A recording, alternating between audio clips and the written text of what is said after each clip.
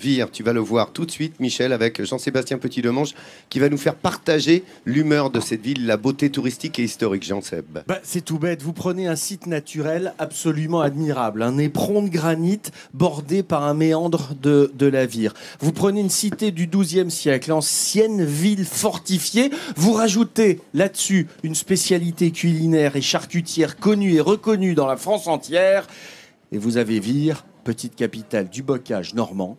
Donc, visite.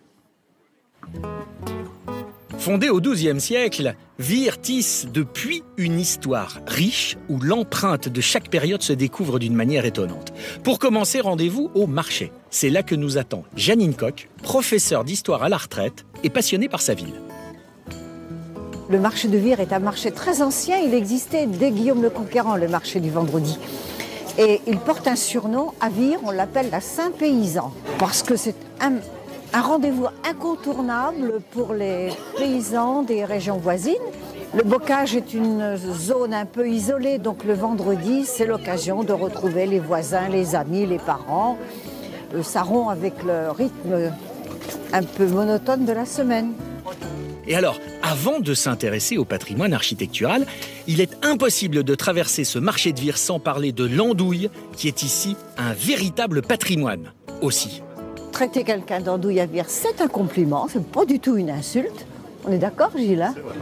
C'est vraiment le patrimoine gastronomique de la ville, l'andouille de Vire. Donc on a les clients fidèles et réguliers de la région viroise, mais on a aussi les clients, s'ils viennent de l'extérieur, ils ne repartent pas de Vire sans ramener l'andouille, effectivement. Mais à Vire, il passe plus d'andouille qu'il n'en reste. Exactement. On a aussi une expression, quand quelqu'un est mal habillé, on dira que c'est une andouille mal ficelée. L'autre symbole de Vire, c'est la tour horloge, vestige des remparts qui entouraient autrefois la ville. Cette porte a eu la chance de ne jamais être détruite. Quand on a détruit les remparts au XVIIIe, on a envisagé de détruire aussi cela, la porte horloge, parce qu'elle encombrait finalement.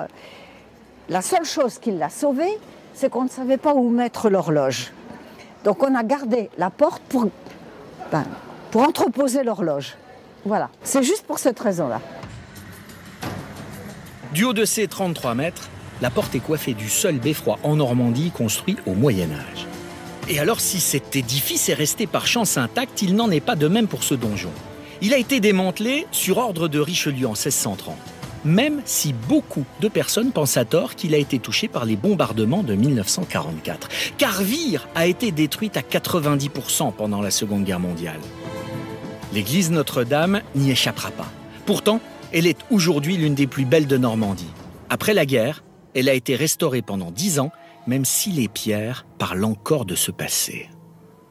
Ce sont des pierres qui sont extrêmement émouvantes parce que le granit a rougi et c'est la mémoire de 2 incendies qui ont ravagé l'église une première fois au XVIe siècle, au moment des guerres de religion, mais surtout en 1944, l'église a brûlé comme toute la ville, puisque l'incendie a duré 2 semaines après les bombardements du mois de juin. C'est vraiment la mémoire vivante de ce que Vire a pu vivre à ce moment-là.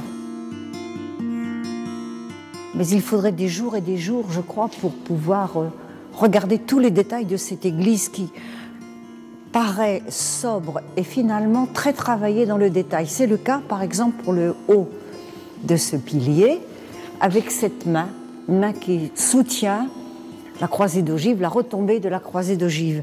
Et on s'amuse toujours à dire que ce devait être un gaucher, parce qu'il a dessiné sa main droite, donc il a dû faire le dessin de la main droite avec sa main gauche.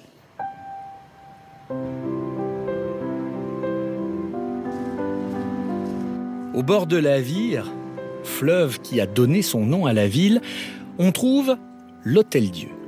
Ce monument historique abrite un musée, pas tout à fait comme les autres, car ici le visiteur ne regarde pas des vitrines, il est en fait immergé dans le quotidien de la Normandie d'autrefois. Une Normandie qui existait encore il y a à peine 70 ans.